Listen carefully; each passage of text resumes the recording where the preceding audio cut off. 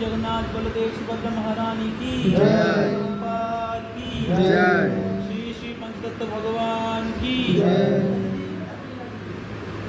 श्री श्री सर्व गोस्वामी प्रभुगण की गोपाल की स्वामी गुरु वृंद की समस्त गौर भक्त वृंद की गौर प्रेमानंदे।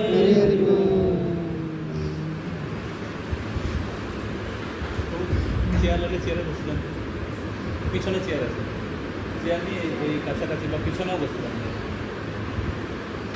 আর কারো নিচে বসতে অসুবিধা আছে? যারা বয়োজ্যেষ্ঠ তারা চেয়ার নিয়ে বসতে পারে, চেয়ার নিয়ে বসতে পারে। তাহলে मंगलाचरण करते हैं। ओम ज्ञानतिमिरान्धस्य ज्ञानाञ्जनशलाकया चक्षुरुन्मिलितं येन तस्मै श्रीगुरवे नमः। श्रीचैतन्यमनोभीष्टं स्थापितं येन भूतले स्वयं रूपकदा मह्यं ददाति स्वपदान्तिकं। नमो विष्णुपादाय कृष्णपृष्ठाय भूतले श्रीमते भक्तिवेदान्त स्वामिनिधि नामिने। नमस्ते सरस्वती देवे गौरवाणी प्रचारिणे निर्विशेषशून्यवादी पाश्चात्यदेशतारिणे। वञ्चाकल्पतरुभ्यश्च कृपा सिन्धुभ्येव च पतितानां पावनेभ्यो वैष्णवेभ्यो नमो नमः। नमो महावदन्याय कृष्णप्रेमप्रदायते कृष्णाय कृष्णचैतन्य नाम्ने गौरतिशे नमः।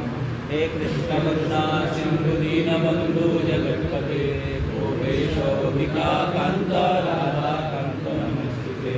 तप्त कांचन गौरांगी राधे वृंदावनेश्वरी नमोस्तुते देवी प्रणमामि हरिप्रिये। लीलाचल निवासाय नित्याय परमात्मने बलभद्र सुभद्राभ्यां जगन्नाथाय नमः। वृंदावै तुलसीदेवै प्रियाय केशवस्य च भक्ति हरे देवी सत्तवते नमो नमः। जय श्री कृष्ण चैतन्य प्रभु नित्यानंद श्री अद्वैत गदाधर शिवासादि भक्तवृंद। हरे कृष्णा कृष्णा कृष्णा हरे हरे हरे राम राम राम हरे हरे।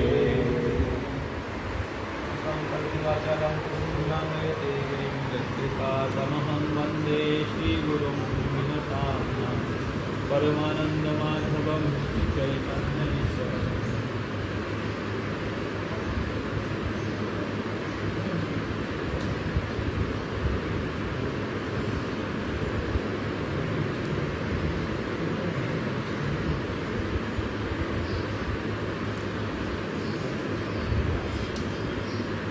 हरे कृष्णा। तो सब लोगों को हिंदी समझ में आता है? माता जी हिंदी इसके बारे में बाकी लोग माता जी तो हमें हिंदी तो ही बोलছি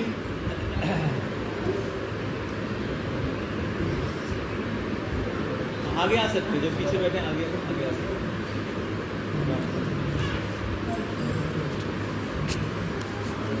तो आज से लेके अगला 21 तारीख तक हम लोग 3 विशेष स्थान का भ्रमण करने के लिए जा रहे हैं। एक है आज और काल रामकेली जो रूप गोस्वामी सनातन गोस्वामी के लीलास्थली हैं और भगवान श्री चैतन्य महाप्रभु स्वयं आए थे इधर। और फिर अगला 17 तारीख को हम लोग कान्हायन आठशाला जाएंगे। इधर से गंगा क्रॉस करके बहुत सुंदर झारखंड में है और इधर बहुत सुंदर इस्कॉन का मंदिर है। और श्री चैतन्य महाप्रभु गया से जब नवद्वीप जा रहे थे तो उसी स्थान होके गए थे और उधर श्री चैतन्य महाप्रभु को भगवान श्री कृष्ण की दर्शन हुआ था।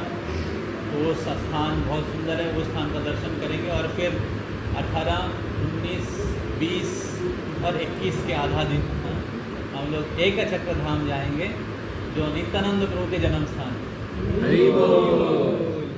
तो इस प्रकार आगे हम लोग 6 से 7 दिन ऑलमोस्ट 6 दिन तो हम लोग अलग अलग लीला स्थलियों का दर्शन करेंगे और विशेष करके भक्तों के संग में रह के भगवान के प्रसाद खाते हुए डांसिंग करते हुए और कृष्ण कथा श्रवण करते हुए इस लीला स्थलियों का दर्शन करेंगे।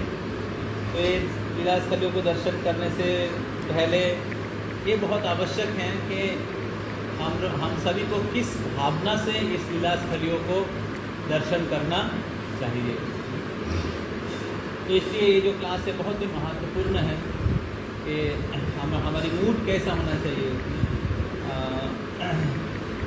हमारी किस प्रकार से हमें इस लीलास्थलियों का दर्शन करना चाहिए। लीलास्थलियों में भगवान के लीला स्थल या भगवान के धाम में अगर हम लोग यात्रा करते तो क्या बेनिफिट होता है, क्या फ़ायदा होता है, उसके बारे में हम लोग श्रवण करेंगे। तो श्रवण करने से पहले हम स्वागत करना चाहेंगे कुछ डिवोटीज़ को जो पहली बार आए हैं। बहुत लोग पहली बार आए हैं, विशेष करके दुर्गा पूजा टूर में कौन कौन पहली बार आए हैं तो हाथ उठाइए। ओके, सूरज प्रभु, तरुण प्रभु, सागर प्रभु, सन्मय प्रभु के मम्मी की नाम माता जी, प्रकृति माता जी। ओके, प्रवीण प्रभु के वाइफ माता जी नाम क्या है? हाँ, बबीता। ओके, बबीता माता जी हमारे सुमित प्रभु के मम्मी और उनके पिताश्री।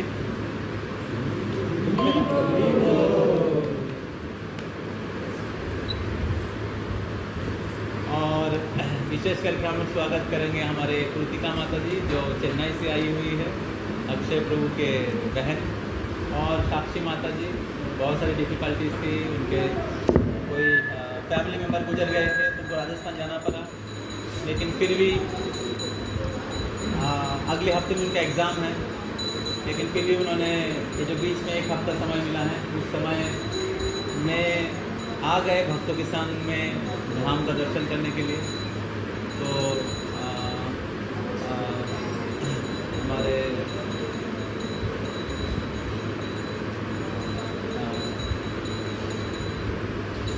प्रकाश प्रभु, राहुल प्रभु, जो भी लोग पहली बार दुर्गा पूजा आए हैं और जो लोग पहले आ चुके हैं पहले दुर्गा पूजा में, हम सभी भक्तों को स्वागत करते हैं। उनके साथ साथ हम स्वागत करें गायब हमारे वॉइस डिवोटी है, 2 साल पहले वॉइस में 1 साल रह चुके हैं, और पुराने डिवोटी दीक्षित भक्त हैं इस बार में, और उनके दोस्त हैं उनके साथ, उनकी सखा क्या नाम है प्रभु? अजीत प्रभु। इन सभी भक्तों को हम लोग हृदय से स्वागत करते हैं। श्रील प्रभुपाद जी के चरण कमलों की आश्रय लेके श्रील प्रभुपाद जी के पक्ष से आप सबको स्वागत करता हूँ मैं इस 6 दिन के धाम यात्रा में। आप सभी को स्वागत करता हूँ। 3 बार हरि बोल बोल के, हरि बोल, हरि बोल, हरि बोल। उसके साथ साथ मैं धन्यवाद दूंगा इस्कॉन मालदा मंदिर के सभी भक्त लोगों को। मालदा मंदिर के जितने भी भक्त लोग हैं हमारे इस यात्रा में बहुत मदद किए हैं, मैं बहुत कृतज्ञ हूँ उनके प्रति। प्रसादम, एकोमोडेशन और बाकी सारे सेवा में पीछे प्रभु जी बैठे हुए हैं, यीशु प्रभु। हाँ, तो आप सभी भक्तों को मैं कृतज्ञता व्यक्त करता हूँ, क्योंकि भक्तों की कृपा के बिना, भक्तों के सहायता के बिना, भक्तों के आशीर्वाद के बिना, श्रील प्रभुपाद जी और पूर्वतन आचार्यों की कृपा के बिना हम लोग धाम में प्रवेश नहीं कर सकते और धाम का दर्शन नहीं कर सकते। तो आप सबको स्वागत है।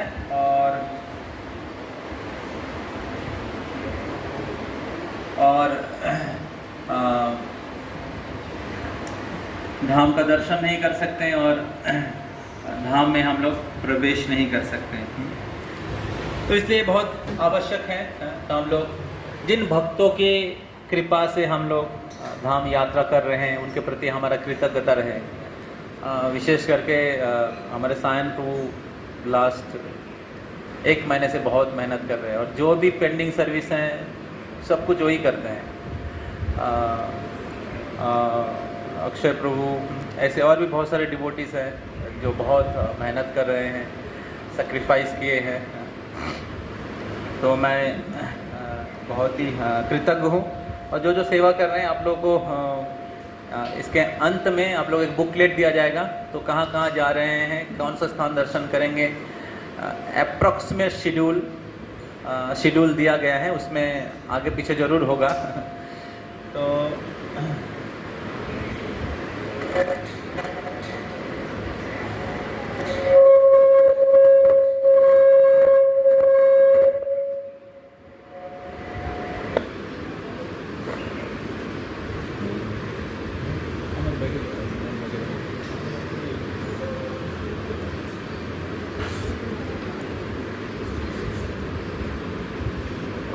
हरे कृष्ण।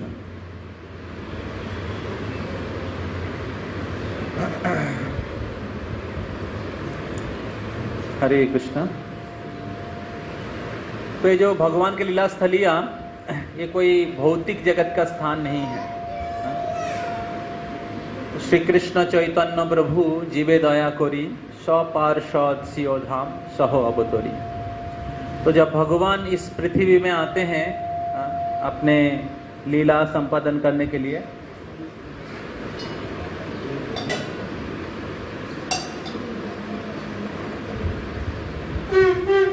हरे कृष्णा,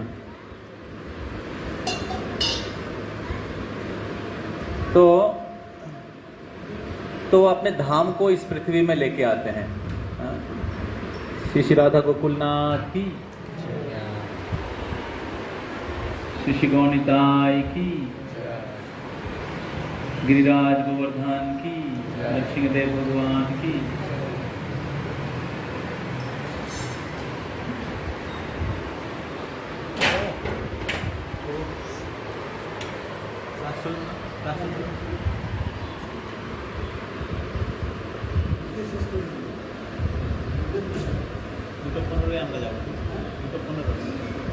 আপনার কোথায় কোথায় এখানে নাম করে আমি 2:15 চলে আসবো।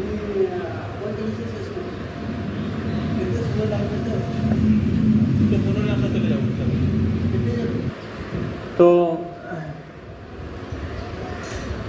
तो भगवान जब इस पृथ्वी में आते हैं तो उनके धाम को इस पृथ्वी में लेके आते हैं।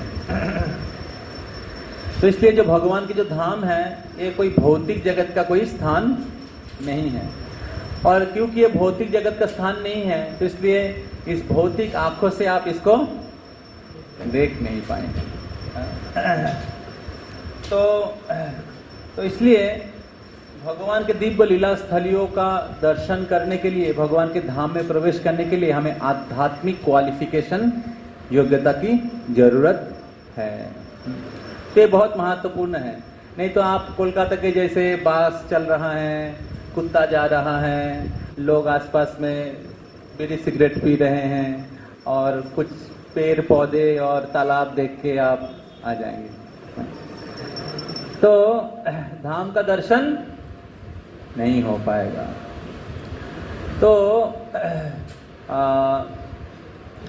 तो इसलिए शास्त्र में धाम दर्शन कैसे करना चाहिए और धाम दर्शन करने की, धाम की महिमा क्या है, धाम दर्शन करने से क्या फायदा होगा, उसके बारे में बहुत डिटेल्स वर्णन किया गया है। चैतन्य महाप्रभु भक्ति के 64 अंग बताते हैं भक्ति रसामृत सिंधु में, और उसमें आखिरी 5 बहुत महत्वपूर्ण है। सब लोग सुन रहे हैं ना? अगले हम लोग टूर के एंड के तरफ एक क्विज होगा, ठीक है? एक सेशन रहेगा, लास्ट में एक सेशन, एक क्विज होगा, उसमें प्रश्न पूछा जाएगा, ठीक है? याद रखिएगा। और हमारे शायन प्रभु कहाँ गए?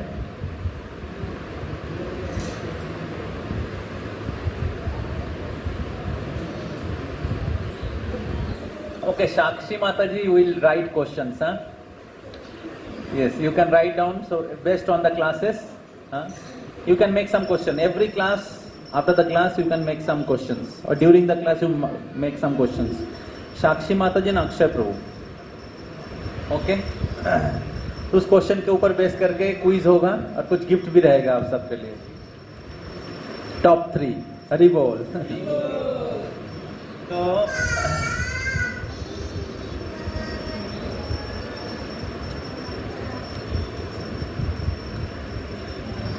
और एंड में रियलाइजेशन सेशन भी होगा, तो इसलिए बहुत आवश्यक है आप लोग ध्यानपूर्वक सुने। तो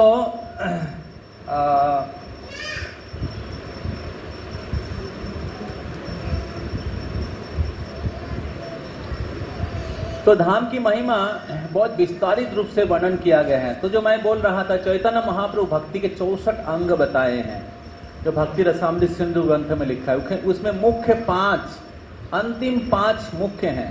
तो अंतिम 5 हैं साधु संग, हरि नाम, भागवत श्रवण, मथुरावास श्रीमूर्तिर श्रद्धाय सेवन। साधु संग, भक्तों की संग लेना, हरि नाम हरे कृष्ण महामंत्र का जप करना, भागवत श्रवण, श्रीमद् भागवतम और भगवान की कथा का श्रवण करना, मथुरावास मतलब भगवान के धाम में निवास करना, रहना। तो मथुरावास और श्री मूर्ति श्रद्धा सेवन, जैसे हमारे प्रभु जी भगवान के विग्रह की सेवा कर रहे हैं, तो श्री मूर्ति श्रद्धा सेवन। तो चैतन्य कहते सकलो साधन श्रेष्ठ यही पंच अंग, कृष्ण प्रेम उपजय यही पाछेर अल्प संग। सारे भक्ति के जितने भी साधन हैं, उस साधन में ये 5 सबसे श्रेष्ठ है। सकलो साधन श्रेष्ठ यही पंच अंग, कृष्ण प्रेम उपजय। कृष्ण के प्रति जो प्रेम है, जो ब्रह्मा जी, शिव जी, नारद मुनि जैसे महान भक्तों के लिए भी दुर्लभ है, ऐसे दुर्लभ कृष्ण प्रेम कोई प्राप्त कर सकता है अगर इस 5 अंग का अनुशीलन करते हैं। तो हम लोग बहुत भाग्यशाली हैं कि इस 5 अंग का अनुशीलन करने की सौभाग्य प्राप्त होगा। ये 7 दिन भक्तों के संग में, जनरली आप घर में रहते हैं और आप अकेला भक्ति करते हैं, लेकिन अभी इधर आपको 7 दिन एक कॉन्डेंस एसोसिएशन आपको भक्तों के संग में मिलेगा, और वो भी भगवान के धाम में रहते हुए। तो मुख्य 5 अंग में एक है धामवास। तो धामवास हम लोग हमेशा सौभाग्य नहीं होता है, तो इस साल में कुछ समय हम लोग सौभाग्य होता है कि धाम में आ सकते हैं, भगवान के लीला स्थलियों का दर्शन कर सकते हैं और भगवान के भक्तों से श्रवण कर सकते हैं, और इस प्रकार कृष्ण प्रेम प्राप्त कर सकते हैं। तो कृष्ण प्रेम बहुत ही दुर्लभ है। तो उस दुर्लभ कृष्ण प्रेम कोई प्राप्त कर सकता है, और उस या प्राप्त करने में बहुत आगे बढ़ सकते हैं अगर भगवान के धाम में हम लोग वास करते हैं। तो इसलिए ये जो यात्रा है हम लोगों के लिए बहुत ही लाभदायी है। यात्रा हम लोगों के लिए बहुत महत्वपूर्ण है। तो गौर आमार जे सब स्थाने करिल भ्रमण रंगे, से सब स्थान हेरिब आमी प्रणयी भकत संगे। नरोत्तम दास ठाकुर कहते हैं कि महाप्रभु जिस जिस स्थान में भ्रमण किए हैं, गौर आमार जे सब स्थाने करिल भ्रमण रंगे, उन्होंने भ्रमण किए हैं, वो सारे स्थान मैं भी भ्रमण करूंगा। वो सब स्थानों हेरिब आमी, मैं दर्शन करूंगा। किनके साथ? ट्रैवल एजेंसी होता है, लोग ट्रैवल एजेंसी में जाते हैं, पैसा दे के बस में जाते हैं, और होटल में रह के खाना पीना करके, थोड़ा शॉपिंग करके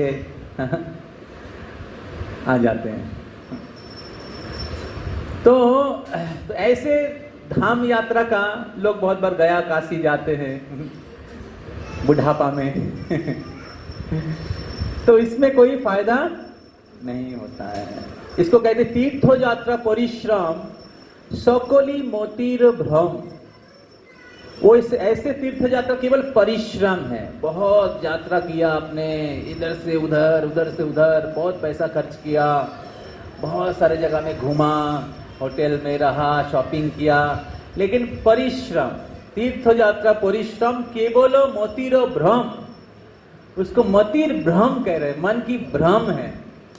क्यों मतिर भ्रम? सर्व सिद्धि गोविंद चरण। क्योंकि जितने भी धाम यात्रा की मुख्य उद्देश्य क्या है? भगवान श्री गोकुलनाथ, भगवान श्री गोविंद की चरण कमलों की आश्रय लेना। अगर वो जो मुख्य उद्देश्य वो संपन्न नहीं होता है तो सारे जो धाम यात्रा निष्फल है या परिश्रम है।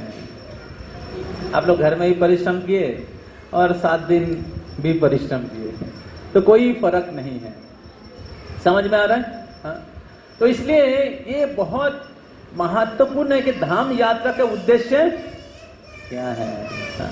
तो धाम यात्रा का उद्देश्य है कि भगवान श्री गोविंद की चरण कमलों की आश्रय लेना। तो ये धाम क्यों बना? क्योंकि भगवान उस लीला स्थलियों में प्रकट हुए, भगवान की चरण कमलों की धूल है, भगवान अभी भी उस स्थान में विराजमान है, इसलिए वो धाम है। हाँ? तो तो भगवान और भगवान के शुद्ध भक्त लोग जिस स्थान में लीला किए हैं वो उनको श्रीपाठ कहते हैं या धाम कहते हैं। तो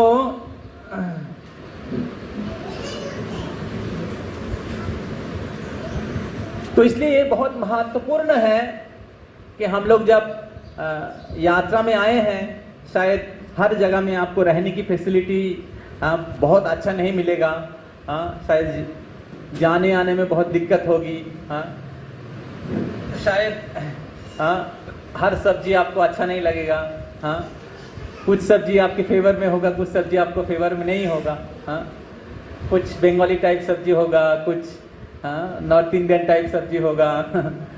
तो यात्रा में जाते तो सब कुछ फेवर में नहीं होता है, लेकिन यात्रा का एक उद्देश्य होता है। तो यात्रा के उद्देश्य अगर हम लोग भूल जाएंगे कि थोड़ा सा रहने की थोड़ा डिफिकल्टीज है, थोड़ा जाने की थोड़ा डिफिकल्टीज है, थोड़ा खाने का थोड़ा डिफिकल्टीज है, जो शरीर के साथ जुड़े हुए हैं, तो उसके चलते हुए अगर हम लोग धाम के जो मुख्य उद्देश्य हैं, धाम यात्रा के जो मुख्य उद्देश्य जो हम लोग 6 दिन के लिए आए हैं, घर छोड़ के थोड़ा फ्री टाइम लेके, समय निकाल के और थोड़ा पैसा दे के अगर हम लोग आए हैं, लेकिन एक लक्ष्य अगर हम लोग चूक जाता है तो क्या होगा? परिश्रम। तीर्थ यात्रा परिश्रम हो जाएगा। तो इसलिए लक्ष्य को याद रखना। जैसे कोई इंजीनियरिंग कॉलेज में भर्ती होता है, 4 साल पढ़ाई करते हैं, तो उनको घर छोड़ के हॉस्टल में आके या मेस में आके रहना पड़ता है, मम्मी पापा छोड़ के, उधर हॉस्टल के जो फैसिलिटीज़ है, एटमॉस्फेयर, उसमें एडजस्ट करना पड़ता है, दिन रात मेहनत करके पढ़ाई करना पड़ता है। लेकिन ये सब करने के बाद अगर उसको पास नहीं करता है तो फिर परिश्रम। तो इसलिए स्टूडेंट को याद रखना पड़ता है, अरे मैं पढ़ने के लिए आया हूँ, मैं इधर, मेरे को इतना CGPA चाहिए। करेक्ट। उसी प्रकार जब हम लोग धाम में यात्रा करते हैं तो हमें लक्ष्य रखना चाहिए, कृष्ण हमारे जीवन का लक्ष्य है, क्योंकि कृष्ण को प्राप्त करना, भगवान के चरण कमलों को प्राप्त करना ही मनुष्य जीवन की सर्वोत्तम सफलता है। तो अभी हम लोग श्रीमद् भागवतम से श्रवण करेंगे धाम यात्रा किस प्रकार करना चाहिए और धाम यात्रा का बेनिफिट क्या है। तो जब कुरुक्षेत्र के युद्ध शुरू होने वाला था, कुरुक्षेत्र के युद्ध के पहले पांडव लोग कितने साल के वनवास में गए थे? 13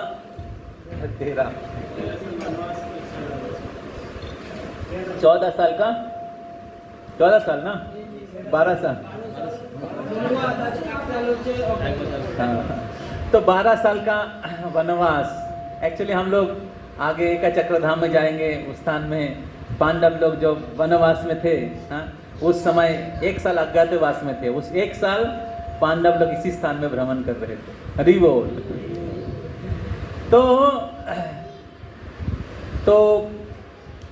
तो 12 साल 13 साल वनवास के बाद जब वो लोग वापस आए तो वापस आने के बाद युधिष्ठिर महाराज और पांडवों को उनके राज्य मिल जाना चाहिए था, उनके राज्य मिल जाना चाहिए था। और वनवास के पहले, वनवास के दौरान कौरव लोग, विशेष करके दुर्योधन, शकुनी, कर्ण मिलके पांडव लोगों को बहुत प्रकार से कष्ट, उत्पीड़न और मारने की प्रयास किए थे, लेकिन फिर भी उनकी मृत्यु नहीं हुआ। तो दुर्योधन, धृतराष्ट्र बहुत भयभीत था, शायद पांडव लोग उनके प्रति बहुत क्रोधित रहेंगे। तो उस समय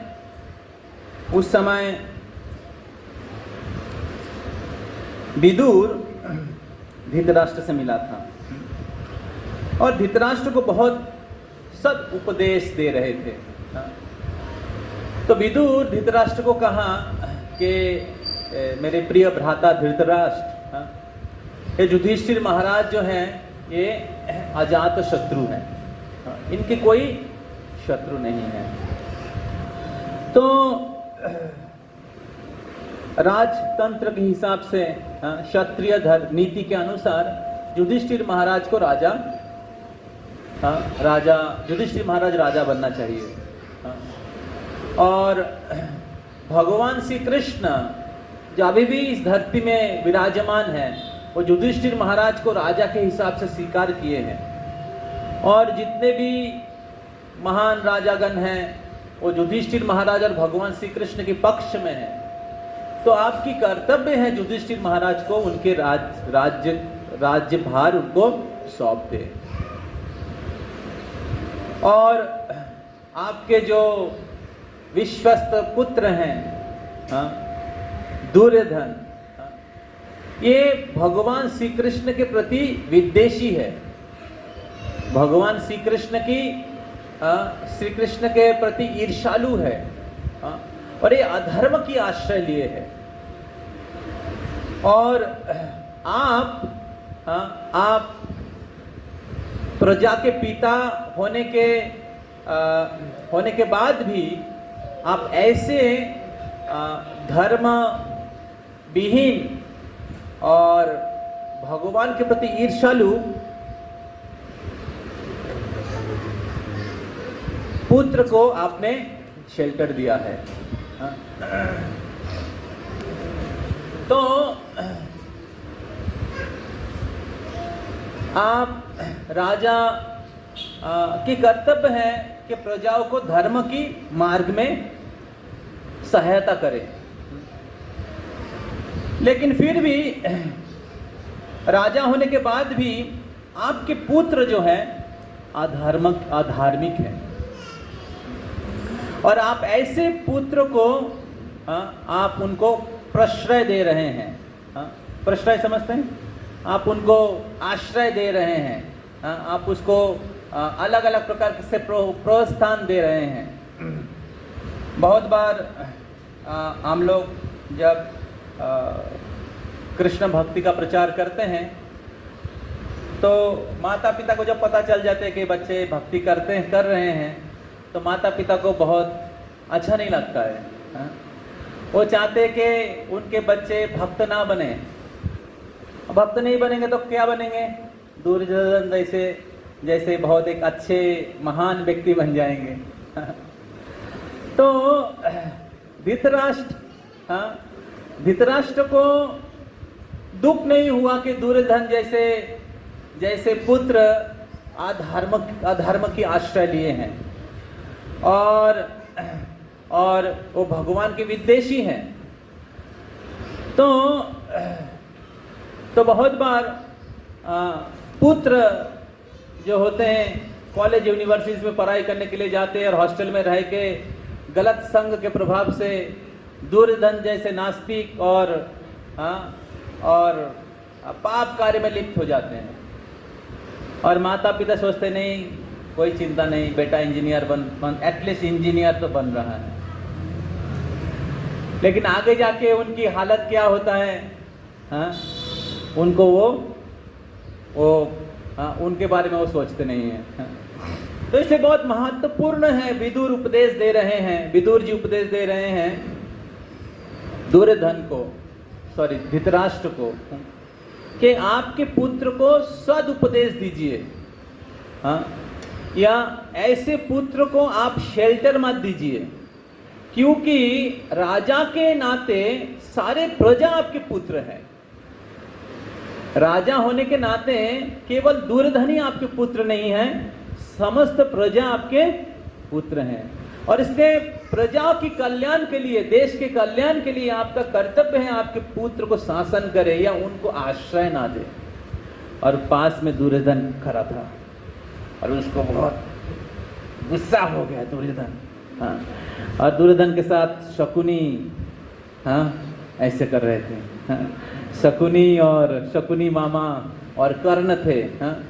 तो शकुनी और कर्ण दुर्योधन के साथ थे और वो पास से सारे गलत उपदेश, जितने प्रकार के गलत उपदेश दे रहे थे और विदुर के नाम पे सारे अनाप शनाप बोल रहे थे।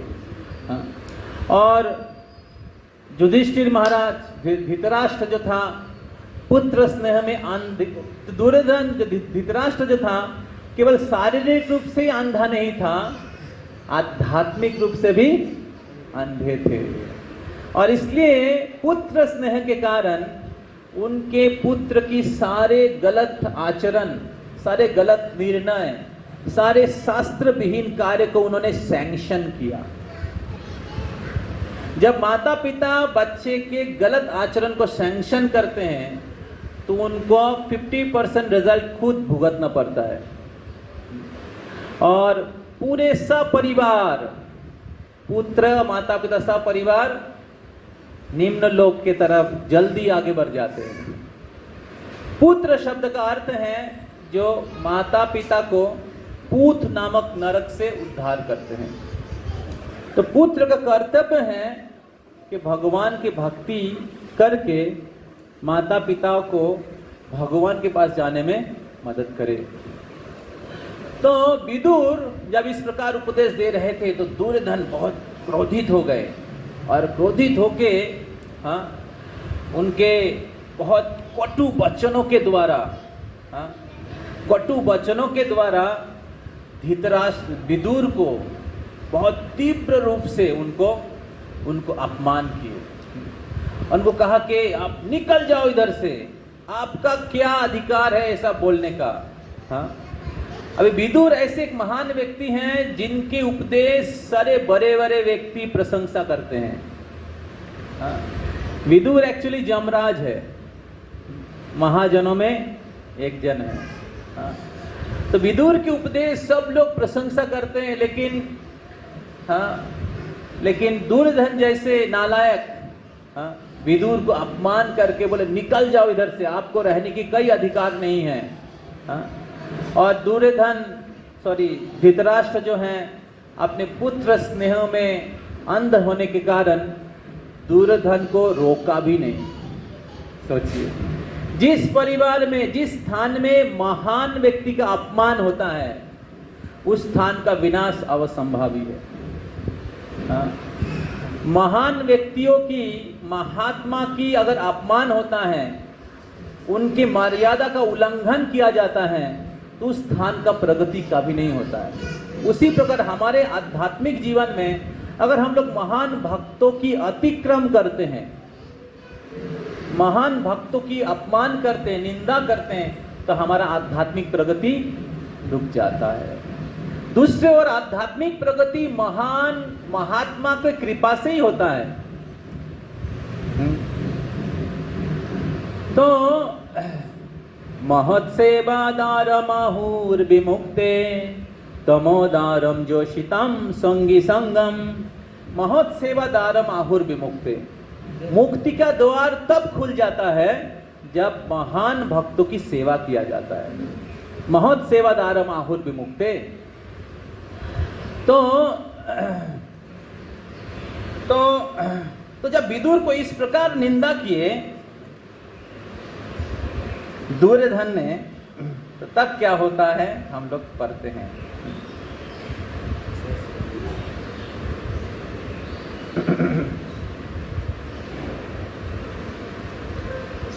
ओम नमो भगवते वासुदेवाय।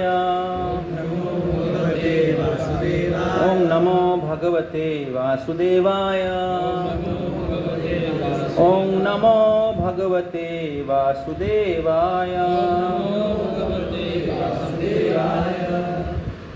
इति उच्छिभ्यं तत्र सुयधेन प्रवृद्धा कोपा शुप्रीता धारेण असत्कृता सत् स्पृश्यनीयशीला कष्टा शकर्णनुजा सौबलेन। इंग्लिश में है, मैं इंग्लिश में पढ़ता हूँ फिर व्याख्या करूँगा हिंदी में। While speaking thus, Vidura, whose personal character was esteemed by the respectable person, was insulted by Duryodhan, and who was swollen with anger, and whose lips were trembling, and Duryodhana was in company with Karna and his younger brother and his maternal uncle Shakuni. ये हम लोगों ने सुन चुके हैं कि दुर्योधन बहुत क्रोधित हो गए और वो कर्ण और शकुनि के साथ थे। टेक्स्ट 15 15 नंबर श्लोक। Who asked him to come here, the son of a kept mistress. He is so crooked that he spies in the interest of enemy against those on whose support he was grown up. Toss him out of the place immediately and leave him with only his breath. तो विदुर ने कहा, विदुर बहुत ही हृदय में दुख देते हुए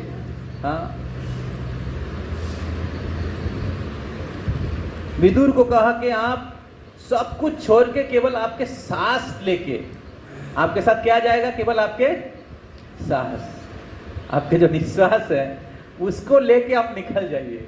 देखिए, जिन्होंने पूरे जीवन राज्य का सेवा किया, उनके परिवार का सेवा किया, तो दुर्योधन ने उस प्रकार उनको निंदा किया और उनको निकाल दिया। तो जब विदुर को निकाल दिया दुर्योधन ने, तो विदुर क्या करते हैं? Thus being pierced by the arrows through his ears and afflicted to the core of his heart, Vidura placed his bow on the door and quit his brother's place. He was not sorry, for he considered the act of the external energy to be supreme. तो जब विदुर को इस प्रकार निकाल दिया तो विदुर को थोड़ा सा भी दुख नहीं लगा। विदुर को थोड़ा सा भी दुख नहीं लगा। क्यों? क्योंकि विदुर ने सोचा है कि प्रकृति के 3 गुण के अनुसार लोग इस दुनिया में काम करते हैं।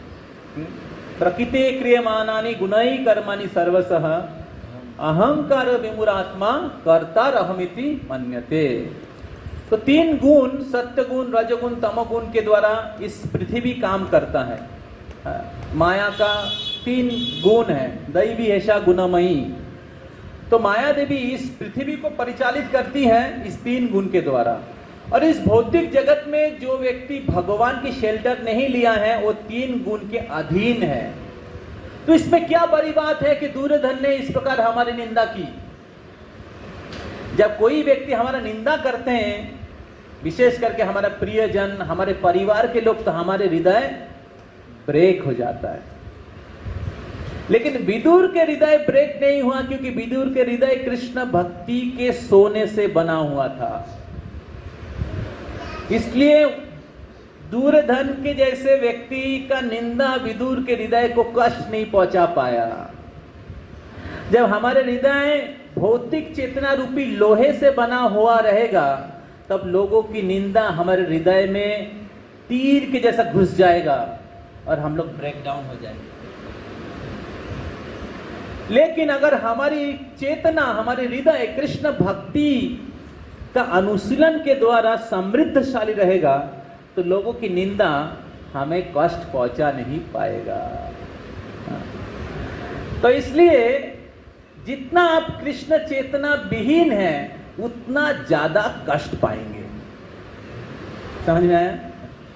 जितना आप कृष्ण भावना विहीन है, उतना ज्यादा आप कष्ट पाएंगे। तो इसलिए आपके हाथ में है, आप सुखी होना चाहते हैं ना दुखी होना चाहते हैं। अगर आप कृष्ण भक्ति करेंगे, आपके आनंद और सुख को कोई रोक नहीं पाएगा।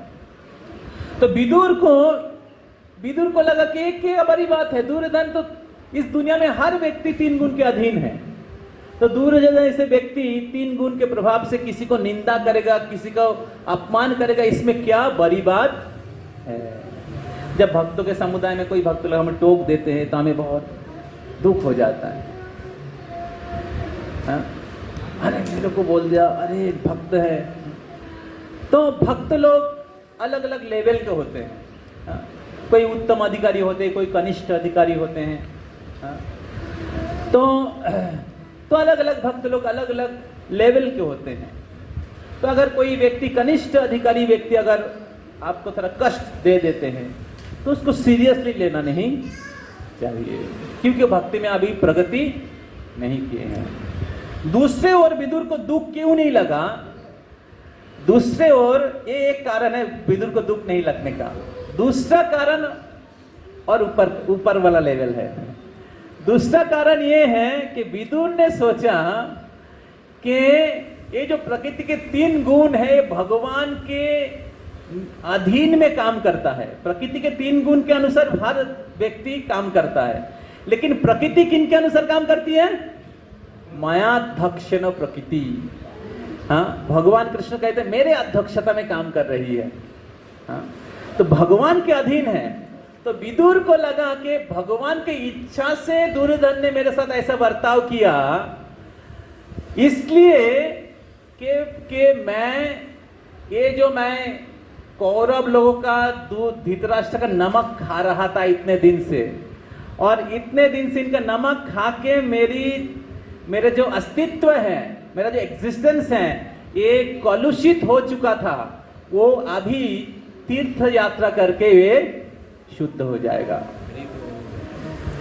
विदुर भगवान की इच्छा से दुर्योधन ने मेरे को उनके घर से निकाल दिया। अभी मेरे पास अपॉर्चुनिटी है, अभी मेरे पास मौका है कि मैं ये सारे भगवान की लीला स्थलियों का दर्शन करूंगा। इतना दिन मैं दर्शन नहीं कर पा रहा था राज्य का अलग अलग दायित्व पालन करने के लिए। हाँ? राज्य का अलग अलग दायित्व पालन करने के लिए मैं भगवान की लीला स्थलियों में दर्शन नहीं कर पा रहा था। अभी हमारे पास अपॉर्चुनिटी है, और ये दुर्योधन ने मेरे को ये बहुत विशेष मौका प्रदान किया है, इसलिए दुर्योधन को थैंक यू। और इसलिए विदुर को कष्ट नहीं लगा। जब लोगों को उम्र हो जाता है तो हम लोग बोलते प्रभु जी मंदिर में आइए, प्रभु जी चलिए इस बार यात्रा में चलते। तो नहीं, समय नहीं है, অত কথা বলতে পারবো না, অনেক কাজ আছে। तो लोग भगवान के धाम यात्रा के लिए, लोग भगवान के मंदिर में या साधु संग में आना नहीं चाहते हैं। जब मैंने देखा है बहुत, कोलकाता में तो बहुत देखा है, लोगों को उम्र हो चुका है, रिटायर हो गए हैं, उसके बाद फिर से जॉब लेते हैं, अपने बच्चे के ऑफिस में जाके बैठ जाते हैं। हाँ, तो जब उम्र हो जाता है अपने बच्चे लोगों को रिस्पॉन्सिबिलिटी दे देना चाहिए और खुद भगवान के कथा सुनने के लिए, भगवान के धाम भ्रमण करने के लिए निकल जाना चाहिए। अगर हम लोग भगवान के प्रति अटैचमेंट को ट्रांसफर नहीं करेंगे, फैमिली, वेल्थ, सेंस ग्रेटिफिकेशन, तो दुर्योधन जैसे व्यक्ति हमें निकाल देंगे। समझ रहे हैं? तो ऐसे दुर्योधन जैसे परिवार के लोगों के द्वारा इस प्रकार से निकालने से पहले खुद को ही निकाल देना चाहिए, खुद को ही हमें भगवान के आश्रय में आ जाना चाहिए। तो श्रील प्रभुपाद कहते हैं कि अभी शायद सबके लिए संभव नहीं होगा कि विदुर के जैसे घर छोड़ के निकाल जाना, क्योंकि विदुर बहुत ही उच्च मार्ग के भक्त थे। लेकिन एटलीस्ट हमारे आसक्ति को आध्यात्मिक रूप से हम लोग हमारे जो भौतिक आश्रय है उस आश्रय से आध्यात्मिक आश्रय में लेके आ सकते हैं। भगवान के कथा, भगवान के लीला स्थली, भगवान के विग्रह, भगवान के नाम, भगवान के मंदिर, भगवान के भक्त, इस संग में हम लोग आ सकते हैं, जिधर भी रहे, अब घर में रहे या वन में रहे। समझ में आ रहा है? तो तब क्या होगा? तब क्या होगा कि आपका मनुष्य जीवन के जो परम लक्ष्य है भगवत प्राप्ति, उस तरफ आप आगे बढ़ेंगे। नहीं तो दोबारा फिर से चूहा बनना पड़ेगा।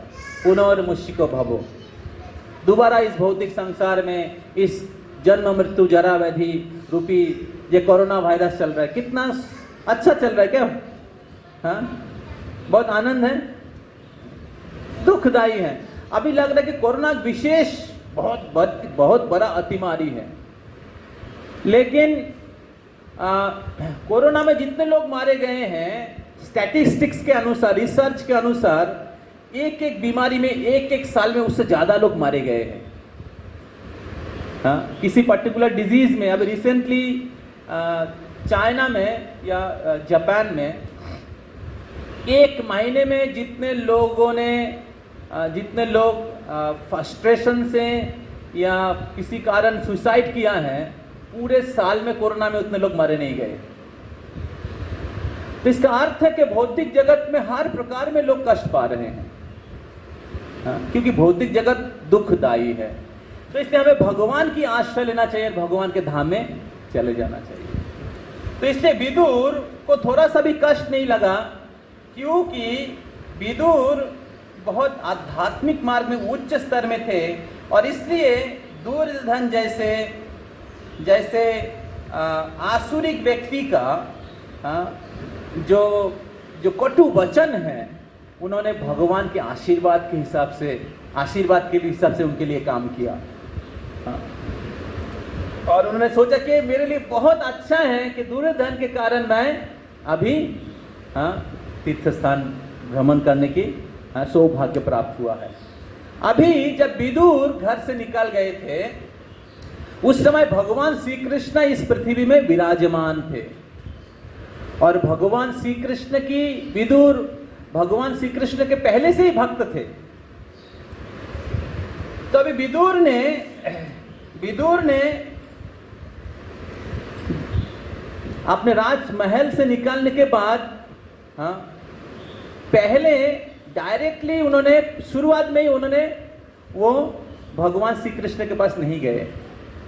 हालांकि वो भगवान श्री कृष्ण के भक्त थे, लेकिन फिर भी वो भगवान श्री कृष्ण के पास जाना उचित नहीं समझा। उसके पहले उन्होंने सारे लीला स्थलियों का भ्रमण किया, दर्शन किया, और उस स्थान में उच्च कोटि के जो भक्त हैं उनका संग लिया। तो उसके बारे में इधर कहा गया है, सनिर्गता कौरव पुण्य लब्धो गजावह तीर्थ पदानी अन्वाक्रिमत् पुण्य चिकीर्षयोर्वा अधिष्ठितायानि सहस्रमूर्ति। By his piety, Vidura achieved the advantage of the pious Kauravas. After leaving Hastinapur, he took shelter of many places of pilgrimage, which are the Lord's lotus feet. With a desire to gain a high order of pious life, he traveled to the holy places where thousands of transcendental form of the Lord are situated. तो मैं तात्पर्य पढ़ता हूँ थोड़ा। Vidura was undoubtedly a high, elevated and pious soul. Otherwise, he would not have taken his birth in the Kaurava family.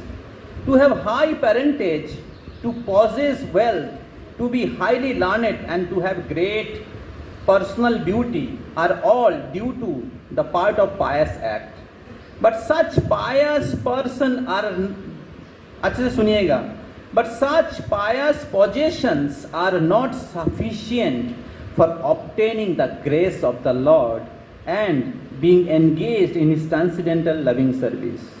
Vidura considered himself less pious, therefore he decided to travel to all the great transcendental form of all the great transcendental places of pilgrimage in the world in order to achieve the greater piety and advance nearer to the Lord. At that time, Lord Krishna was personally present in this world, and Vidura could have at once approached him directly, but he did not do so because he was not sufficiently freed from sin. One cannot be 100% devoted to the Lord unless and until he is completely free from all effect of sin. ये तात्पर्य बहुत ही महत्वपूर्ण है इस यात्रा के proper mood को imbibe करने के लिए, इस यात्रा के प्रॉपर जो चेतना है उसको लाभ करने के लिए। तो इधर कहा जा रहा है कि भगवान जब विदुर निकल गए अपने घर से, सुन रहे सब लोग? हाँ, आप लोग का ब्रेकफास्ट लेट हुआ है तो लंच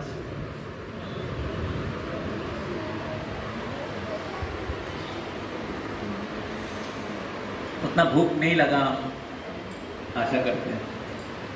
तो हम लोग 5-10 मिनट हम लोग चर्चा करेंगे।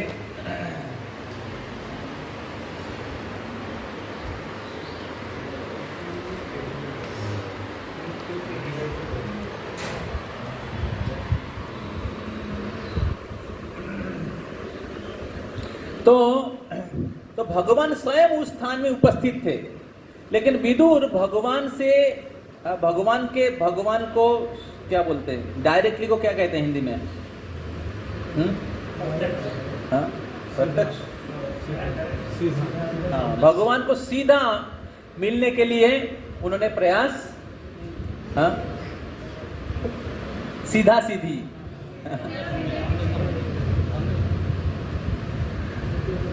तो भगवान से पहले ही मिलने के लिए उन्होंने प्रयास नहीं किए। दूसरे ओर विदुर ने सोचा कि मैं इस कौरव वंश में इस धृतराष्ट्र और दुर्योधन की सेवा करके मैं बहुत पाप जमा कर लिया हूँ, इसलिए मैं भगवान के साथ भगवान का साक्षात्कार, भगवान का संग प्राप्त करने की योग्य नहीं हूँ।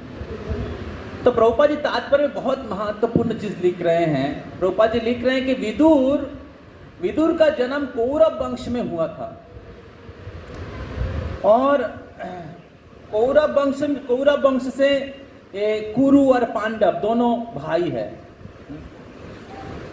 तो इसी वंश में पांडु का जन्म हुआ है, कुरु वंश में। तो इसलिए ये जो वंश है ये बहुत ही ऊंचा वंश है, बहुत ही पुण्यशाली वंश है। तो किसी व्यक्ति का अगर पुण्य नहीं होता है तो ऐसे ऊंचे क्या बोलते हैं वंश में उनका जन्म नहीं होता है। तो जो उच्च कुल में जन्म लेना, शारीरिक सौंदर्य प्राप्त करना, और ज्ञान, भौतिक ज्ञान प्राप्त करना, ये पुण्य के फल के अनुसार पुण्य प्राप्त होता है। तो उनको ऐसा जन्म, ऐश्वर्य, धन, श्रुत ज्ञान, श्री सौंदर्य ये प्राप्त होता है अगर किसी को पिछले जीवन में बहुत पुण्य होता है। तो इससे समझ में आता है कि विदुर को बहुत पुण्य पहले से ही था, लेकिन फिर भी विदुर ने भगवान के साथ मतलब पहले ही या सीधा सीधी भगवान के साथ मिलने की प्रयास नहीं किए। क्योंकि विदुर सोच रहे थे कि जो भौतिक पुण्य है जिसके कारण किसी को अच्छे कुल में जन्म होता है, अच्छे परिवार में जन्म होता है, बहुत धन प्राप्ति होता है, बहुत शारीरिक सौंदर्य प्राप्त होता है। ये जो भौतिक पुण्य है, इस भौतिक पुण्य से आप भगवान का संग प्राप्त नहीं कर सकते। इस भौतिक पुण्य के द्वारा जिसके कारण उच्च कुल में जन्म होता है, अच्छा धन प्राप्ति होता है, शारीरिक सौंदर्य प्राप्त होता है, इस भौतिक पुण्य के द्वारा आप भगवान की कृपा का पात्र नहीं बन सकते हैं। इसलिए कहा जाता है but such pious positions are not sufficient for obtaining the grace of the Lord and being engage in the transcendental loving service of the Lord. इस भौतिक पुण्य सफिशिएंट नहीं है। माता जी सुन रहे हैं? ये जो भौतिक पुण्य है या धन है, ये सफिशिएंट नहीं है, पर्याप्त नहीं है भगवान की सेवा प्राप्त करने के लिए। और इसीलिए विदुर ने सोचा कि मैं तीर्थ यात्रा करता हूं और तीर्थ यात्रा से क्या होगा ना, जितना पाप मैंने संचय किया है वो खत्म हो जाएगा और मेरे को आध्यात्मिक पुण्य प्राप्त होगा, मेरे को आध्यात्मिक सुकृति, स्पिरिचुअल क्रेडिट्स प्राप्त होगी, और जिसके बल पे, जिसके सौभाग्य से मैं भगवान श्री कृष्ण की संग प्राप्त कर सकता हूं। तो इसलिए इस कली युग में रहते हुए, विशेष करके कोलकाता जैसे कली के राजधानी है, इस स्थान में रहते हुए हमारे हृदय में ना कितना से कितना कचरा भरे हुए हैं। आप अगर धोएंगे तो क्या बोलते हैं, 1 किलोमीटर एक काला नदी बह जाएगा। करोड़ों जन्मों से हम लोग इस भौतिक जगत में रहते हुए हमारे हृदय में काम, क्रोध, लोभ, मोह, मद, मात्सर्य रूपी कचरा भरे हुए हैं। हाँ या ना? कौन कौन समझते हैं कि आपके हृदय में कुछ कचरा भरे हुए हैं? हाथ उठाइए थोड़ा। ओके, हरि बोल। तो आप लोग ऑनेस्ट हैं। तो इसलिए हमें विदुर जैसे महान व्यक्तियों की पद चिन्हों पे चलना चाहिए। जैसे विदुर ने ऐसे उच्च कुल में जन्म होने के बाद भी, ऐसे महाजन होने के बाद भी, स्वयं जमराज होने के बाद भी उन्होंने सरासरी भगवान श्री कृष्ण की साक्षात्कार करने के लिए नहीं सोचा। दूसरे और उन्होंने तीर्थ स्थान में भ्रमण किए, उस तीर्थ स्थान में भ्रमण किए और उस तीर्थ स्थान में भ्रमण करके पवित्र हुए। और उस तीर्थ स्थान को क्या कहा गया है ना? तीर्थ स्थान को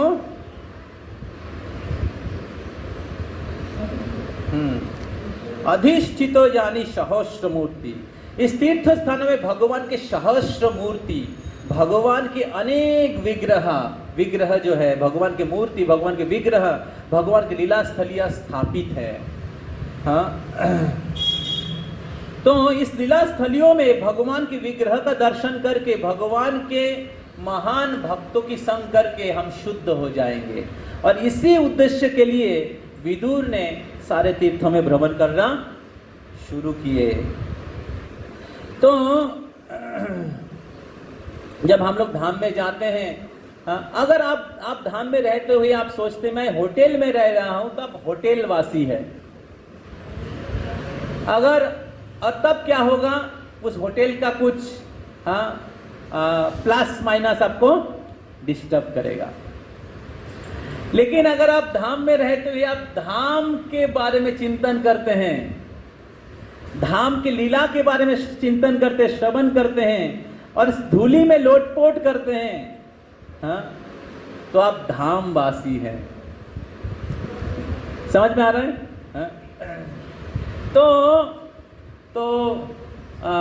तो बहुत बार हम लोग जब यात्रा करते हैं तो यात्रा में स्वाभाविक रूप से कि हमारा घर नहीं है, घर में सब कुछ हमारा कंट्रोल में रहता है। और धाम में जाते जब हम लोग एक्चुअली भगवान के कृपा के ऊपर निर्भर करते हैं कि जो भी फैसिलिटी होगा, जो भी सिचुएशन होगा, कोई प्रॉब्लम नहीं, हम धाम यात्रा अच्छे से करेंगे, हम लोग भगवान की शेल्टर बहुत हृदय से लेंगे। तब आपकी जो उत्साह है, स्पिरिट है, जिस प्रकार विदुर का था, विदुर का कुछ रहने की जगह नहीं थी। हाँ अच्छा मैं आ रहा हूँ, विदुर जी बोल रहा हूँ मैं, आप थोड़ा सा मेरा रूम बुक कर दीजिएगा, हाँ ठीक है, और मेरे लिए राजभोग का प्लेट भी रेडी रखिएगा, मैं विदुर हूँ, आपको तो पता ही है। हाँ दुर्योधन ने निकाल दिया तो क्या हुआ, विदुर, मैं विदुर हूँ, हाँ ठीक है, मेरे लिए सब कुछ रेडी रखिएगा और रेडी रहेगा तो मेरे को फोन करके बता दीजिएगा, तभी मैं आऊंगा। विदुर ने ऐसा कहा था? तब जब हम लोग भौतिक चीजों के प्रति ज्यादा निर्भरशील हो जाते, ये नहीं है प्रभु जी ये प्रॉब्लम है, तो तब क्या होता, हम लोग भगवान की आश्रय नहीं ले पाते, हमारे भौतिक फैसिलिटी के ऊपर ज्यादा हम लोग अटैच हो जाते हैं और उसके अनुपस्थिति में हम लोग दुखी हो जाते हैं, हम लोग दुश्चिंताग्रस्त हो जाते हैं और इसीलिए भौतिक जगत में हम लोग दुख पाते हैं। लेकिन जब हम लोग भगवान की आश्रय लेते हैं, हर स्थिति में हम लोग उत्साहित रहते हैं। जैसे श्रील प्रभुपाद जी, उनके 70 साल में की उम्र में निकल गए थे, रास्ते में 2 बार हार्ट अटैक हुआ, फिर भी भयभीत नहीं हुए। क्योंकि उनको पता है कि मैं गुरु और कृष्ण की प्रसन्नता के लिए मैं जा रहा हूँ। तो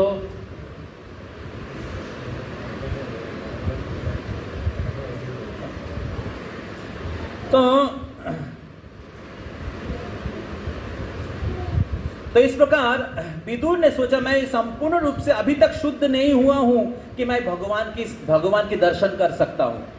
इससे अच्छा है कि मैं लीला स्थलियों का दर्शन करता हूं और उधर लीला स्थलियों में निवास करते हुए महान भक्तों से श्रवण करता हूं, इसके द्वारा मैं शुद्ध हो जाऊंगा और फिर मैं भगवान के दर्शन कर पाऊंगा। तो इसमें शिक्षा है, बहुत महत्वपूर्ण शिक्षा है। जब हम लोग भगवान के तीर्थों स्थानों में भ्रमण नहीं करते हैं या भगवान के भक्तों से श्रवण नहीं करते, तो हम लोग भगवान की दर्शन करने की क्वालिफिकेशन प्राप्त नहीं हो पाता है। तो इसलिए विदुर जैसे महान व्यक्ति ने सोचा, इससे अच्छा है कि मैं भगवान की दिव्य लीला स्थलियों का भ्रमण करता हूं,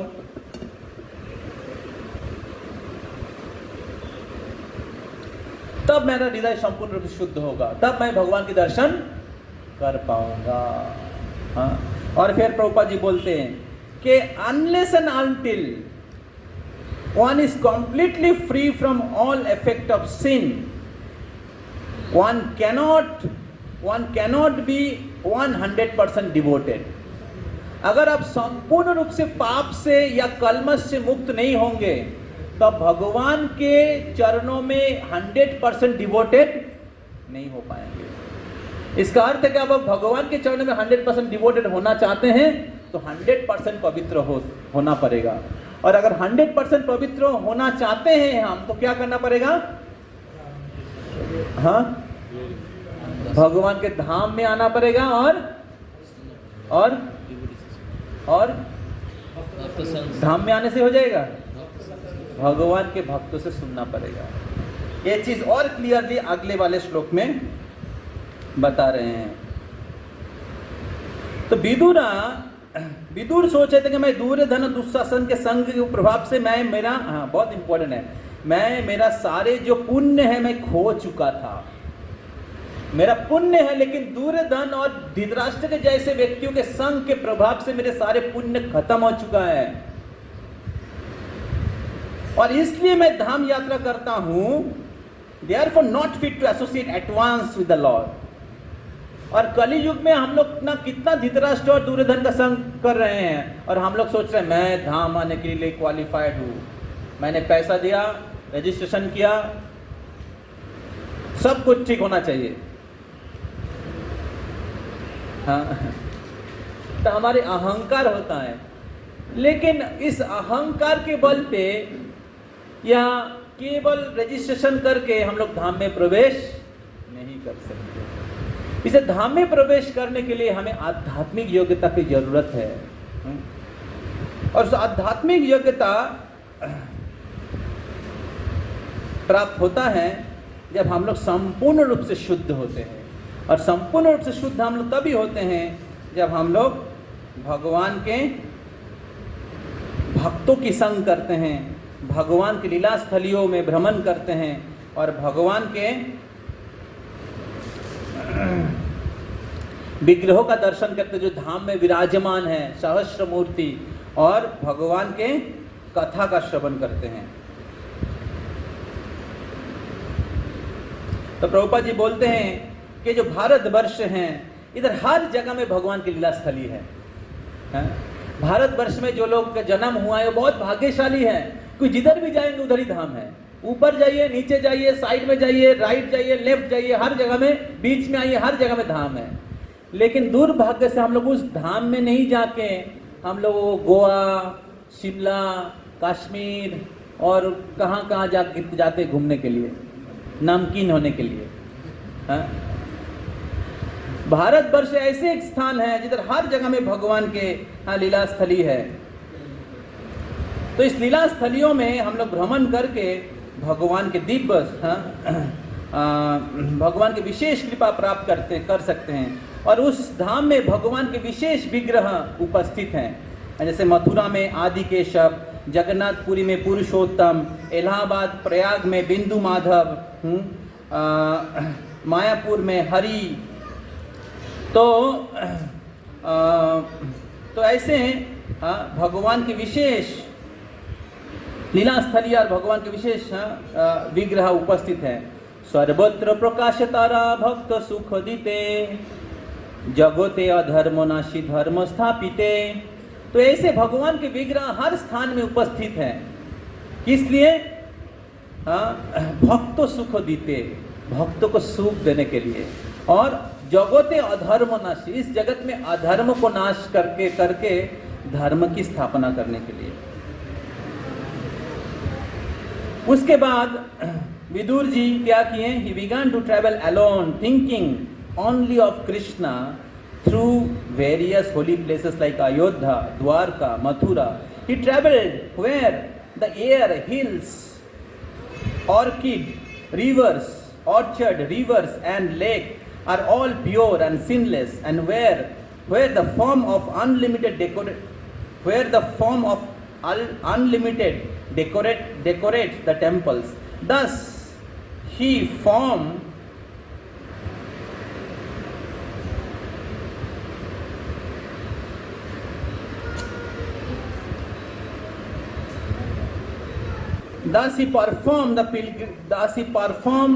pilgrimage progress.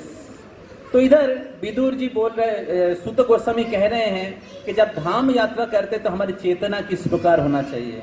He began to travel alone, thinking only of Krishna. जब हम लोग धाम यात्रा करते हैं तो हमें ज़्यादा से ज़्यादा कृष्ण भावनामय होना चाहिए। हमें ज़्यादा से ज़्यादा श्रवण करना चाहिए। जब हम लोग श्रवण करेंगे तब आप दर्शन कर पाएंगे। ज़्यादा से ज़्यादा भगवान के नाम का जप करना चाहिए। जब हम लोग एक साथ रहते हैं, घर में क्या हुआ, मूवी में क्या चल रहा है, IPL में क्या चल रहा है और पॉलिटिक्स में क्या चल रहा है, ये सब की बातें अगर धाम में आके चर्चा करेंगे तो धाम अपराध है। तो 10 प्रकार के धाम अपराध है। आप लोगों को बुकलेट दिया जाएगा, अभी बुकलेट डिस्ट्रीब्यूट कर दीजिए। तो 10 प्रकार के धाम अपराध है जिसको अवॉइड करना बहुत आवश्यक है, नहीं तो धाम के संपूर्ण कृपा आपको प्राप्त नहीं होगा। तो और इसको शुरुआत में दिया गया है और इसके बीच में यात्रा का शेड्यूल दिया है, अप्रोक्सीमेट शेड्यूल दिया है, और इसके एंड में एक साधना कार्ड दिया गया है। आप हर दिन कितना माला जप किया है, कितना घंटा लेक्चर सुना है, कितना श्रील प्रभुपाद जी की किताब पढ़ा है, कितना आपने कुछ भगवान के लिए सेवा किया है। इस प्रकार आप अपने आप को एनालाइज कर सकते कि 24 घंटा में मैं कितना समय भगवान को याद किया। तो इस प्रकार आप अपना ज़्यादा से ज़्यादा, हम लोग तो 7 दिन बाद घर वापस जाना पड़ेगा, लेकिन 7 दिन में कितना ज़्यादा आप भगवान की कृपा इकट्ठा कर सकते हैं उसका रिपोर्ट कार्ड है पीछे।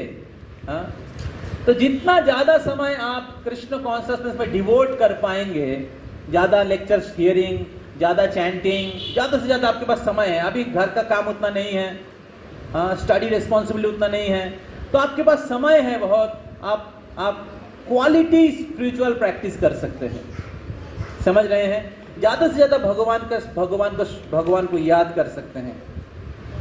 कहाँ है साधना कर? निकल गया इधर से। कितने लोगों के पास नहीं है? चेंज कर लीजिए।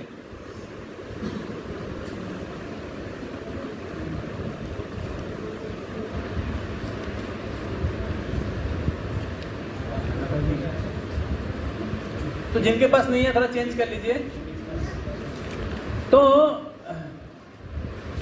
इसके तात्पर्य में मैं जस्ट 5 मिनट लूंगा, आप लोग बहुत ध्यानपूर्वक सुनिएगा, क्योंकि प्रभुपाद जी बहुत इंपॉर्टेंट चीज़ बोल रहे हैं। क्योंकि ये अगर हम लोग सही तरीके से नहीं समझेंगे तो आगे हम लोग उसको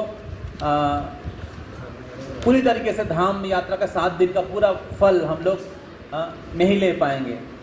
तो प्रभुपाद जी कह रहे हैं, the archa form of the Lord may be considered idol by the atheist, but that does not matter for the person like Vidura or his many other servants. The form of the Lord are mentioned here as Ananta Linga. Such form of the Lord have unlimited potency and the same as the Lord himself. Therefore, there is no difference between the potencies of Archa and those the personal form of the Lord. The example of the post box and the post office may be appealed here. The little post box distributed all over the cities have the same potency as the postal system in general. तो भगवान के जो अर्चा मूर्ति हैं, भगवान के जैसे ही शक्तिशाली है। हमें सोचना नहीं चाहिए कि पत्थर है। प्रभुपाद जी एग्जाम्पल देते हैं पोस्ट बॉक्स का। पोस्ट बॉक्स एक साधारण बॉक्स से बना हुआ है, बॉक्स से बना हुआ है, हाँ? और ये पोस्ट बॉक्स पूरे शहर में, हाँ, क्या बोलते हैं, व्याप्त है। लेकिन ये जो छोटा एक पोस्ट बॉक्स है उतना ही काम करता है जितना ना पोस्टल सिस्टम है, हाँ? अगर आप उस पोस्ट बॉक्स में आपका चिट्ठी, हाँ, फेंक देंगे तो सही स्थान पे पहुंच जाएगा, हाँ? तो क्योंकि जो पोस्ट बॉक्स है ये सरकार के द्वारा अनुमोदित है। उसी प्रकार जो करेंसी नोट है, पैसा, ये है किसी के पास, हाँ? ये एक कागज से बना हुआ है। जैसे कि ये जो शेड्यूल है ये कागज से बना, ये भी कागज से बना हुआ है, ये भी कागज से बना हुआ है। लेकिन आप क्या फाड़ सकते हैं? फाड़ सकते हैं? नहीं। क्यों?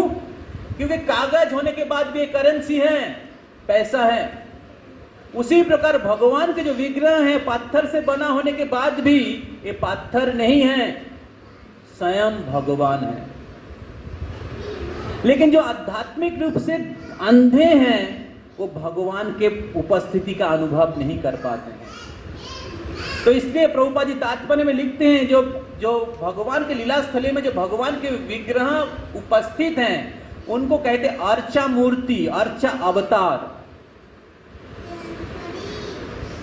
तो जो अर्चा मूर्ति जैसे राम अवतार, नरसिंह अवतार, वामन अवतार, उसी प्रकार अर्चा अवतार, और ऐसे सारे अर्चा अवतार अलग अलग लीला स्थलियों में विद्यमान हैं और जुग जुग से भक्तों के साथ लीला कर रहे हैं।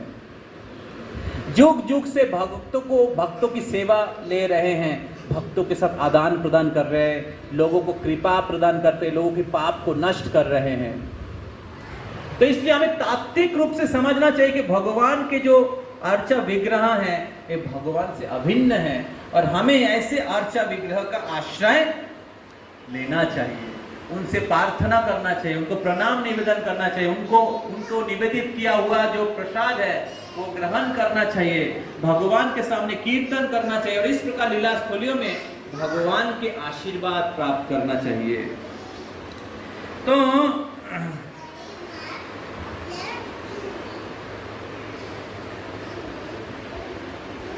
और इस प्रकार विदुर जिस स्थान में गए उधर भगवान के विग्रह का दर्शन किए, भगवान के कथा सुने और भगवान के बारे में श्रवण और स्मरण करते रहे।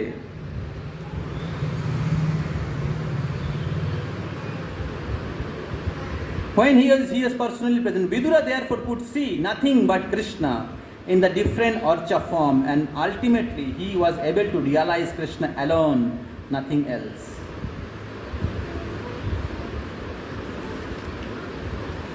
तो इस प्रकार विदुर हमेशा कृष्ण भावनामय है।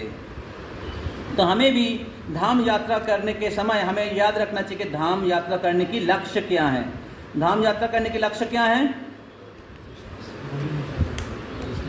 भगवान की आश्रय लेना। तो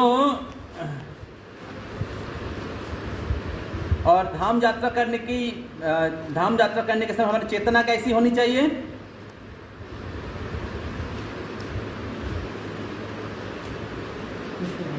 हाँ, चेतना कैसा होना चाहिए ना? हमें ज़्यादा से ज़्यादा समय हमें कृष्ण को स्मरण, कृष्ण को याद करना चाहिए। और कृष्ण की याद हम ज़्यादा से ज़्यादा कैसे कर सकते हैं? हाँ, श्रवण करने के द्वारा, फिर चैंटिंग कीर्तन करने के द्वारा और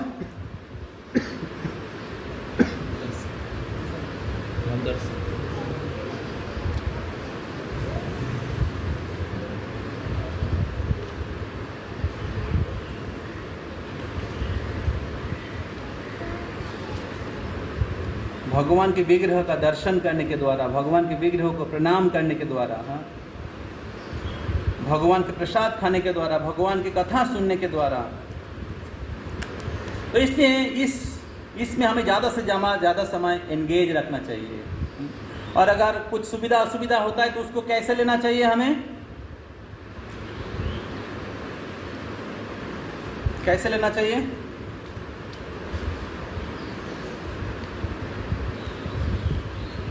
यस, तो यात्रा के समय कुछ सुविधा असुविधा जितना भी पॉसिबल फैसिलिटीज़ हैं, हाँ,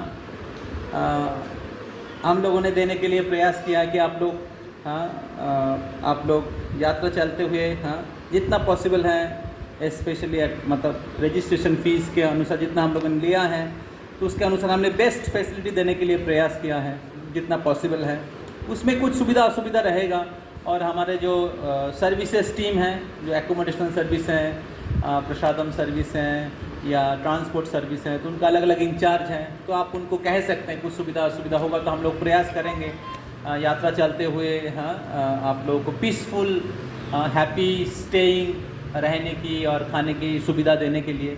लेकिन उसके बाद भी बहुत सारा कुछ सिचुएशन के अनुसार कुछ आगे पीछे हो सकता है। जैसे आज हम लोग आए थे इधर, तो मैंने पहले से उनको कहा था कि रूम रेडी होना चाहिए, लेकिन आने के बाद आप लोगों को लगभग 40 मिनट्स 1 घंटा रुकना पड़ा, क्योंकि उन्होंने रूम रेडी नहीं किया है। तो और आने के बाद भी हम लोगों ने 1-2 बच्चे लोगों को एंगेज करके वो रूम रेडी कराना पड़ा। तो ऐसे कुछ सिचुएशन होगा, आपको ख़राब लग सकता है कि देखिए इन लोगों ने लेके आया कुछ रेडी नहीं किया है, तो ऐसे मन में ऐसे विचार हो सकता है। लेकिन इतना मैं कह सकता हूँ कि हमारे भक्त लोग बहुत अपना टाइट शेड्यूल के बाद भी वो लोग बहुत मेहनत करके सेवा किया, और उसके बाद कुछ कमी इधर उधर उस तरफ है, तो इसलिए कुछ चीज़ों में कमी हो सकता है। तो इसलिए ये सारा चीज़ को सहन करते हुए, हाँ, और लक्ष्य को याद करते हुए, हाँ, क्योंकि हर जगह में हम लोग जाते कुछ ना कुछ हमें सहन करना पड़ता है। तो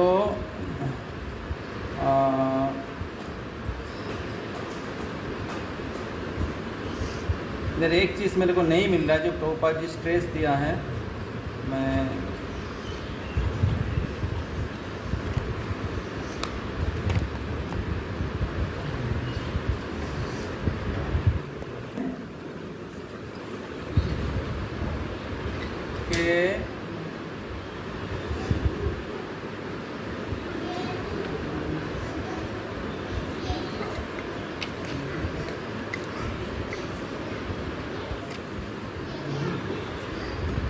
कि जो व्यक्ति ये जो भौतिक शरीर है जो कफ पित्त और वायु से बना हुआ है, इस शरीर को ही अपना स्वरूप मानते हैं, इस शरीर को ही अपना परिचय मानते हैं, और ऐसी चेतना और इस अपने देश को अपना मातृभूमि मानते हैं, और ऐसी चेतना में धाम में प्रवेश करते हैं, हाँ, और उस धाम में जो कुंड है, उस कुंड का पानी सर पे छिड़का के धाम यात्रा किया हूँ करके बोल के आ जाते हैं, हाँ, ऐसे व्यक्ति गोखरा मतलब गोरु और गाधा है, मतलब बहुत ही सीरियसली क्रिटिसाइज किया गया है शास्त्र में। स एव गोखरा, पहला लाइन क्या है? जस्सात्म बुद्धिर पुनपेत्री धातु के षढ़ीट कलत्रादि भौमरिजधि जस तीर्थ बुद्धि शलिले न करहिचित जनेषु अभिज्ञेषु स एव गोखरा। तो बहुत ही सीरियस वर्ड यूज किया गया है। तो जस्सात्म बुद्धि पुनपेत्री धातु के, ये त्रि धातु के से बना हुआ शरीर को जो आत्म बुद्धि करते हैं, जस्सात्म बुद्धि पुनपेत्री धातु के षढ़ीट कलत्रादिषु भौमरिजधि, ये जो शरीर है इसमें कलत्र है, इसमें गंदगी है, हाँ? तो इस शरीर को जो भोग करने की इच्छा से जो लोग जीते हैं और शरीर को ही आत्म बुद्धि करते हैं और जन्म स्थान को ही मातृभूमि को पूजनीय मानते हैं, हाँ? ऐसी चेतना से जो धाम यात्रा करते हैं जस तीर्थ बुद्धि सलिले लेना, और उस धाम का जो तीर्थ है उसका पानी को ही केवल धाम बोल के, सलील मतलब पानी को ही धाम बोल के वो पानी छिड़का के आ जाते हैं। लेकिन जनेषु अभिज्ञेषु, उस धाम में जो निवास करते हुए अभिज्ञ जन है, मतलब भगवान के भक्तगण हैं, उनसे श्रवण नहीं करता है। तो जनेषु अभिज्ञेषु स एव गोखरा, तो ऐसे व्यक्ति गोरु, गाय और गाधा के जैसा है। तो गाधा और गाय का कोई बुद्धि नहीं है। उसी प्रकार अगर हम लोग भौतिक चेतना से, शारीरिक चेतना से, हमारे भौतिक, मैं इंजीनियर हूँ, मैं डॉक्टर हूँ, मैं अमीर हूँ, मैं इधर के ये हूँ, मैं उधर का वो हूँ, सोच के अगर हम लोग धाम में प्रवेश करते भौतिक चेतना से, उस अहंकार से, तो हम लोग भगवान की आश्रय नहीं ले पाएंगे। और अगर हम लोग सोचते कि धाम में गए तो यही तीर्थ है, और उस धाम में रहते हुए महान भक्तों के श्रीमुख से हम लोग अगर श्रवण नहीं करते हैं, तो हम लोग धाम यात्रा नहीं किए हैं। दूसरे और भगवान के जो महान भक्त हैं, इनको कहते हैं मोबाइल धाम। इसको ऐसे भगवान के महान भक्त लोग धाम को अपने हृदय में करी करते हैं। जैसे श्रील प्रभुपाद जी जिधर जिधर गए राधा कृष्ण प्रकट हो गए, अमेरिका, अफ्रीका, ऑस्ट्रेलिया, गौर निताई प्रकट हो गए। तो श्रील प्रभुपाद जैसे महान भक्तगण जो हैं, ये तीर्थ पदानी इनको कहते हैं। ऐसे महान भक्त लोग तीर्थों को अपने हृदय में, भगवान को अपने हृदय में धारण करते हैं। और ऐसे महान भक्तों लोग जब कोई तीर्थ में जाते हैं, वो तीर्थों को भी पवित्र करते हैं। अरे तीर्थ सबको पवित्र करते हैं, लेकिन जो भगवान के महान भक्त होते हैं वो तीर्थ को पवित्र करते हैं। क्योंकि भौतिकवादी लोग तीर्थ में जाके अपना पाप को डंप करके आते हैं। अभी तीर्थ भी पाप से लोड हो जाता है। तब भगवान के महान भक्त लोग, आचार्यगण, जब उस तीर्थों में जाते हैं और वो कृष्ण कथा करते हैं, लोगों को भगवान के भक्ति के बारे में बताते हैं, उनकी उपस्थिति से उस तीर्थ पवित्र हो जाता है। इसलिए तीर्थ कुर्वन्ति तीर्थानि स अंतेस्तन गदावृता, तीर्थ कुर्वन्ति तीर्थानि, तीर्थ भी पवित्र हो जाता है। क्योंकि सांतेस्तन गदावृता, क्योंकि गदाधारी भगवान ऐसे महान भक्तों के हृदय में निवास करते हैं। तो इसलिए श्रील प्रभुपाद जी के आश्रय लेना चाहिए। जो हम लोग ये यात्रा कर रहे हैं श्रील प्रभुपाद जी के शेल्टर से। श्रील प्रभुपाद इस यात्रा के कमांडर हैं, और हम लोग जो भी श्रवण कर रहे हैं श्रील प्रभुपाद जी के शिक्षा के अनुसार। श्रील प्रभुपाद जी के जो शिष्यगण हैं, श्रील प्रभुपाद जी के दिया हुआ जो पूर्वतन आचार्यगण हैं, उनके शिक्षा ही हम लोग श्रवण कर रहे हैं, वही हम लोग रिपीट करने के प्रयास कर रहे हैं। हाँ? और इस प्रकार जब हम लोग गुरु परंपरा से ऐसे महान आचार्यगण की शिक्षा को श्रवण करते हैं और उनको आचरण करते हैं, तब हम लोग एक्चुअली धाम में प्रवेश करते हैं। तो इसलिए धाम यात्रा के समय श्रवण करना बहुत ही आवश्यक है। अगर हम लोग श्रवण नहीं करेंगे तो तीर्थ यात्रा परिश्रम, केवलम अतिरभ्रम, सर्व सिद्धि गोविंद चरण। हम लोग श्रवण करते इसीलिए कि भगवान की आश्रय ले सकें, भगवान को स्मरण कर सकें, और उस स्थान में जो भगवान के अलग अलग लीला हुआ उसको याद कर सके। तो इसलिए ये हमारे मूड होना चाहिए धाम यात्रा करते हुए, धाम में रहते हुए, कि हमें लक्ष्य है भगवान की आश्रय लेना। मूड होना चाहिए, हमारा चेतना होना चाहिए, हम ज़्यादा से ज़्यादा भगवान को याद करेंगे। और वो होता है अगर हम लोग भगवान के भक्तों से श्रवण करते हैं, आचार्यों की शिक्षा, श्रील प्रभुपाद जी के जो गाइडलाइन है उसके अनुसार हम लोग जो शिक्षा दिए हैं। श्रील प्रभुपाद हमारे इस यात्रा के कमांडर हैं, श्रील प्रभुपाद सबके आगे जा रहे हैं, ये हमें याद रखना चाहिए। और ये पूरे धाम जो है इस्कॉन के भक्तों के लिए, सारे पृथ्वी के भक्तों के लिए श्रील प्रभुपाद जी ने ओपन किया है। नहीं तो श्रील प्रभुपाद जी अगर नहीं होते, हम लोग भारतवर्ष में जन्म लिए हैं, ये लीला स्थली के बारे में, गया काशी ये सब सुन चुके हैं, ना हम लोग धाम में यात्रा करते हैं, ना हम लोग धाम में यात्रा करने के जो स्टैंडर्ड है उसको फॉलो करते हैं, ना हम लोग भगवान की भक्ति का अनुशीलन हमारे घर में करते हैं। कि शिला प्रभुपाद जैसे महान भक्तों के लिए आज हम लोग इधर बैठे हुए हैं, शिला प्रभुपाद और पूर्वातन आचार्यों के लिए हम लोग धाम में यात्रा कर रहे हैं। तो इसलिए हमें यही याद रखना चाहिए कि शिला प्रभुपाद और शिला प्रभुपाद जी का अनुयायीगण इस यात्रा के कमांडर है, और हम लोग उनके पीछे पीछे जा रहे हैं। समझ रहे हैं, हम उनके पीछे पीछे जा रहे हैं। तो ये चेतना हमारे मन में होना चाहिए, ये चेतना तब आप, क्योंकि वो लोग दरवाजा खोलेंगे, समझ रहे हैं ना, हाँ, वो लोग दरवाजा खोलेंगे, तब आप लोग धाम में प्रवेश कर पाएंगे, और तब आप धाम का दर्शन होगा। क्योंकि धाम कोई भौतिक जगह नहीं है, 4th डायमेंशन है भगवान के धाम। तो इसलिए आप सभी से मेरा रिक्वेस्ट है, एक दूसरे को प्रेरणा दीजिए। जब जप करते हैं, कोई व्यक्ति सो गया है तो उसको, हाँ, आप उनको प्रेरणा दे सकते हैं जगे हुए जप करने के लिए। अगर कोई क्लास में नहीं आ रहा है तो दूसरे को प्रेरणा दे सकते हैं, हाँ, कि सब प्रोग्राम में आने के लिए। अगर कोई प्रजल्प कर रहे हैं, भगवान की बातें नहीं करके अनाप शनाप बक रहे हैं, भक्तों की निंदा कर रहे हैं, तो उनको समझा सकते हैं। हाँ, हमारा समय बहुत कीमती है, तो भगवान की कथा, या आपके पास एटलीस्ट एक प्रभुपाद जी किताब, किनके पास आपने प्रभुपाद जी किताब लाया है घर से? पूरा हाथ उठाइए, मैं भी लाया हूँ। तो आपके पास होना चाहिए। प्रभुपाद जी की किताब जो है बुलेट है, बुलेट, हाँ, तो माया की किसी भी, हाँ, चीज़ को ख़त्म कर देगा। जो प्रभुपाद जी किताब होना चाहिए। फ्री टाइम जो रहेगा आपके पास, बहुत सारा फ्री टाइम है, हाँ, फिल इन द ब्लैंक्स। वो फ्री टाइम को प्रभुपाद जी की किताब पढ़ के फिलअप करिए।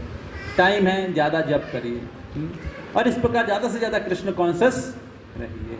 ओके, हरे कृष्णा कृष्णा कृष्णा हरे हरे, हरे राम राम राम हरे हरे। श्री राम के लिए